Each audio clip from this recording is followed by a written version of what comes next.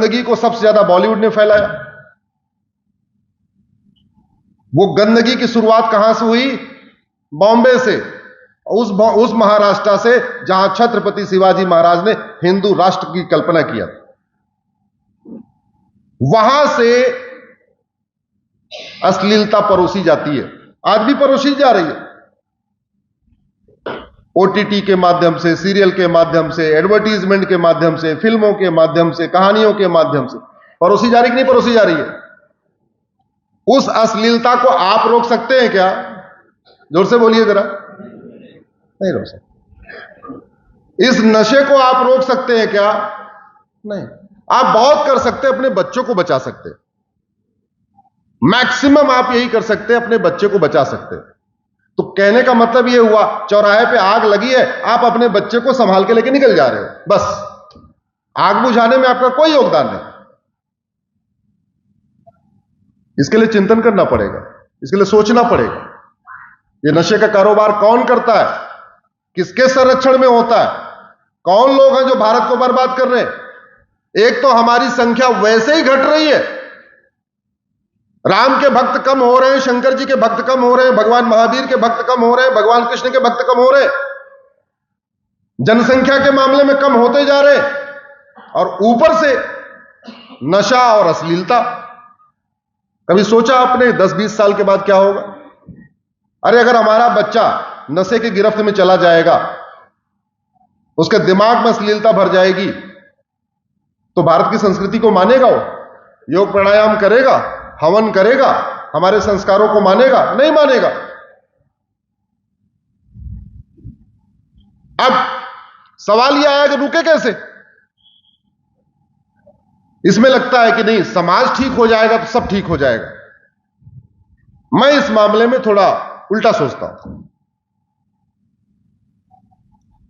मेरा यह मानना है, कानून ठीक हो जाएगा तो समाज ठीक हो जाएगा। ये नशे का कारोबार सिंगापुर में क्यों नहीं होता? और वहां तो नारकोटिक्स ब्यूरो भी नहीं है। हमारे यहां तो अलग से पूरा डिपार्टमेंट है, नारकोटिक्स डिपार्टमेंट है।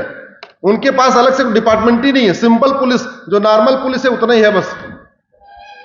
फिर वहां नशे की तस्करी क्यों नहीं होती? फिर वहां पे चरस, अफीम, कोकीन स्कूल कॉलेजों में क्यों नहीं पहुंच रहा?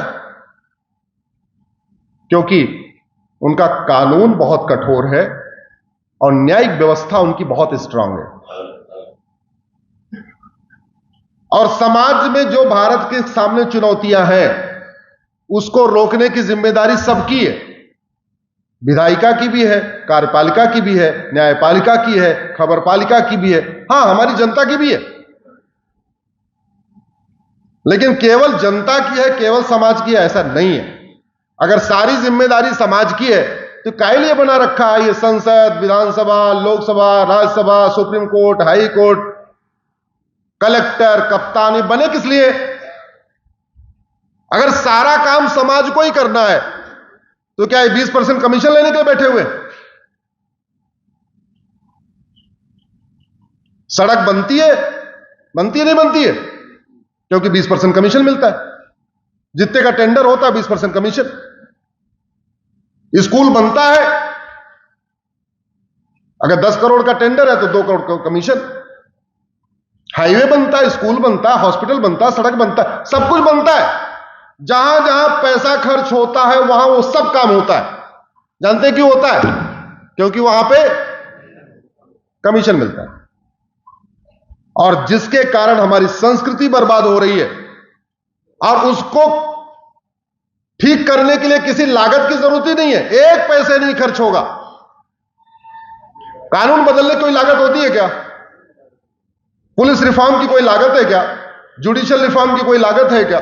इलेक्शन रिफॉर्म की कोई लागत है क्या? नहीं है। जस्टिस विद इन ईयर लागू करने की कोई लागत है क्या? नहीं। सिंगापुर में ड्रग स्मगलर को फांसी दी जाती है, फांसी।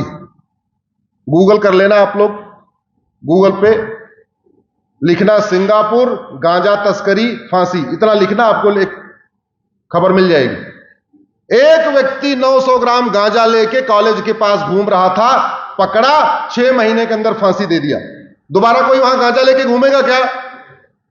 और आपके तो स्कूल कॉलेज में चरस भी पहुंच रही है, मिंडेक्स भी पहुंच रही है, कोकीन भी पहुंच रही है, हीरोइन भी पहुंच रही है, और आप इसलिए चुप होकर बैठे हुए हैं क्योंकि आपका बच्चा नशा नहीं करता।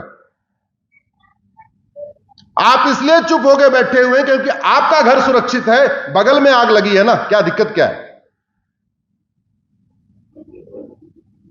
ये जज इसलिए चुप होकर बैठे हुए हैं क्योंकि जज का बच्चा ड्रग एडिक्ट नहीं हुआ है। ये सांसद इसलिए चुप बैठे हुए हैं, उनका बच्चा सुरक्षित है। ये मीडिया वाले इसलिए चुप होकर बैठे हुए हैं, उनका परिवार सुरक्षित है। तो ये समाज में ड्रग स्मगलिंग फैल रही है, नशे का कारोबार फैल रहा है, अश्लीलता फैल रही है। इसके लिए पांचों जिम्मेदार है। न्यायपालिका भी जिम्मेदार है, खबरपालिका भी जिम्मेदार है, विधायिका भी जिम्मेदार है, कार्यपालिका भी जिम्मेदार है, और हम सब जनता भी जिम्मेदार। इतने स्वार्थी हैं, हमें पता है कि नशे के कारण, आपके क्षेत्र के नशे के कारण पूरा भारत बर्बाद हो रहा है, फिर भी हम शांत होकर बैठे हैं। क्यों? क्योंकि भैया हमें क्या लेना देना, ना हम नशे की खेती करते हैं, ना हमारा बच्चा नशा करता है, बात खत्म, टेंशन फ्री। अरे आपका परिवार सुरक्षित है, क्या पता आपका कोई रिश्तेदार फंस गया हो, शर्म के मारे न बता रहा हो, मजबूरी में न बता रहा हो, शादी विवाह रुक जाएगा, हो सकता है, ये भी तो हो सकता है। तो अब समय आ गया है इस नशे के खिलाफ, अश्लीलता के खिलाफ। लेकिन सवाल ये रुकेगा कैसे?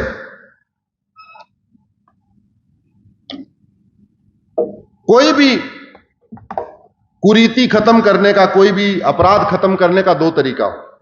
शिक्षा व्यवस्था ऐसी हो जो संस्कृति सिखाए, संस्कार सिखाए, धर्म सिखाए, अधर्म सिखाए, क्या सही है सिखाए, क्या गलत है सिखाए, ऐसी उच्च संस्कारी शिक्षा हो। दूसरा, दंड व्यवस्था ऐसी हो कि गलती से अपराध करने के बारे में सोचे तो उसके रोए खड़े हो जाए, ऐसा खौफ होना चाहिए। आज दिल्ली के आसपास पूरे एनसीआर में पूरा ड्रग का नेटवर्क फैला हुआ।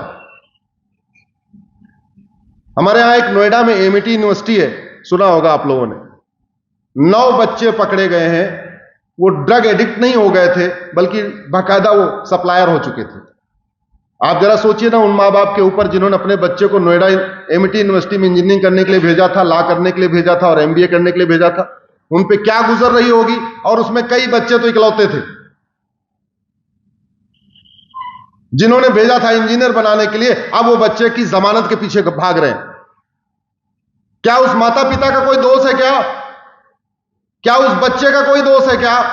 अरे भैया वो 18-19 साल का बच्चा है, कोई उसको बहलाएगा फुसलाएगा तो एक बार टेस्ट कर ही लेगा, एक बार टेस्ट कर लेगा तो थोड़ा अगली बार थोड़ा और टेस्ट कर लेगा। उस बच्चे की गलती है, मैं उसको ये नहीं कह रहा हूं गलत नहीं है, संस्कार में कुछ कमी थी, लेकिन सरकारों की भी तो कुछ जिम्मेदारी है ना। आखिर वहां तक पहुंचा कैसे? आपके मंदसौर की अफीम नोएडा पहुंची कैसे?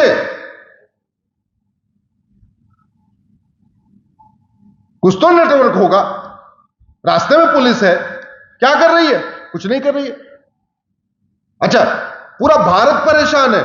आपने किसी नशा तस्कर की 100% प्रॉपर्टी जब्त करने की कोई खबर सुनी क्या? जोर से बोलिए जरा।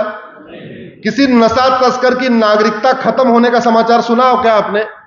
किसी नशा तस्कर को फांसी का समाचार सुना क्या आपने? नहीं।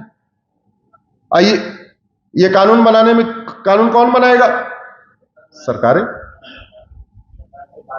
सांसद बोलेंगे, विधायक बोलेंगे, तब जाके ये कानून बनेगा। तो मेरा यह मानना है, समाज के रूप में हम सबको आवाज उठाने की जरूरत है। हर समस्या की वाई एनालिसिस करिए, हर समस्या में 5 बार वाई लगाइए। कुछ समस्याओं का तीसरी बार वाई लगाने पे उत्तर मिल जाएगा, कुछ का चौथी बार वाई लगाने पे उत्तर मिल जाएगा। और उसका लिखना शुरू करिए। समाज केवल इतना ही कर सकता है बस। 75 साल के बाद जब मुझे पता चला कि वो वेश्यावृत्ति होती है यहां पे हाईवे के ऊपर, ये किसकी नाकामी है? किसकी नाकामी है बोलिए जरा। ये उनकी नाकामी है जिनके वेतन भत्ता गाड़ी बंगले पे हर साल 55,000 करोड़ रुपए खर्च होता है, वो आपका दिया हुआ है। भारत में कुल 5,000 सांसद विधायक हैं। इन 5,000 सांसदों विधायकों के वेतन भत्ता गाड़ी बंगला security free air ticket free rail ticket उनके पेंशन पे साल में 55,000 करोड़ रुपए खर्च होता है। ये 55,000 करोड़ आप जीएसटी के रूप में, इनकम टैक्स के रूप में, टोल टैक्स के रूप में, रोड टैक्स के रूप में, वैट के रूप में, टीडीएस के रूप में देते हैं। अगर वो एक छोटी सी समस्या मंदसौर की, वो स्थान क्या है उसको क्या बोलते हैं, उसको डोडर, इतनी ठीक नहीं कर पाए। अरे भैया कितने होंगे, 1000 परिवार होंगे और कुछ मत करते। उन 1000 परिवारों में एक एक युवा को पुलिस में भर्ती कर देते, सेना में भर्ती कर देते, पूरी जनरेशन ही उनकी चेंज हो जाती। अगर एक एक परिवार से एक इमरजेंसी क्लॉज लगा के, जैसे नहीं दलितों के लिए बाकी लोगों के लिए अलग अलग स्कीम आती है, एक स्कीम लाते, एक बार चैन ब्रेक हो जाती, वो खत्म, समस्या खत्म हो चुकी होती। हो जाती नहीं हो जाती? दलित परिवार के लड़के हैं, वो दलित है ना सारे, और दलितों के बारे में इतना चिंता करने वाले दलित प्रेमी गैंग, जय भीम जय मीम, किसी ने आवाज उठाई क्या आज तक कि यहां कल्याण होना चाहिए? नहीं। ये क्या लाइलाज समस्या है क्या? इसका समाधान नहीं हो सकता है क्या? हो सकता है। अगर भारत में कोई समस्या है, वो दुबई में नहीं है, सिंगापुर में नहीं है, जापान में नहीं है, फ्रांस में नहीं है, इसका मतलब वो समस्या लाइलाज नहीं है।